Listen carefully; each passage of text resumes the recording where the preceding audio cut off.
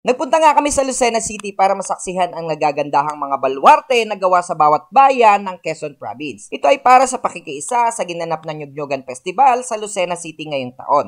Ang Nyugnyugan Festival ay pinagdiriwang sa Quezon Province sa bayan ng Lucena tuwing buwan ng Agosto. Nagumpisa nga ang Nyugnyugan Festival noong August 2012. Ito ay para ipakilala ang tradisyon at kultura ng lalawigan sa karamihan, lalong-lalo na sa mga turista na pumupunta dito. At masasabi kong successful ang mga festival na ito dahil parami nga ng parami ang mga pumupunta dito para masaksihan ang ganda ng festival. Napahanga ako sa ganda at pagiging malikhain ng mga taga Quezon Province sa paggawa ng bawat baluarte ng kani-kanilang mga bayan.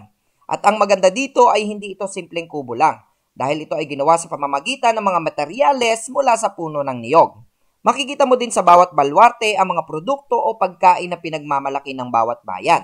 Marami din ang mga naging programa ng Lucena City para mas mapasaya ang Nyugnyugan Festival. Meron ding ginanap na grand parade na nilahukan ng mga street dancers mula sa iba't ibang bayan ng nasabing probinsya. Dito ay makikita ang tagisan ng talento ng bawat bayan sa nasabing patimpalak. Bawat bayan at bawat grupo ay kani-kanila ng pakulo para maipagmalaki at maipakita sa lahat ng tao ang kani-kanilang mga galing at talento. Grabe, masaya, masigla at malikhain. Ganyan ko maisasalarawan ang Nyugnyugan Festival.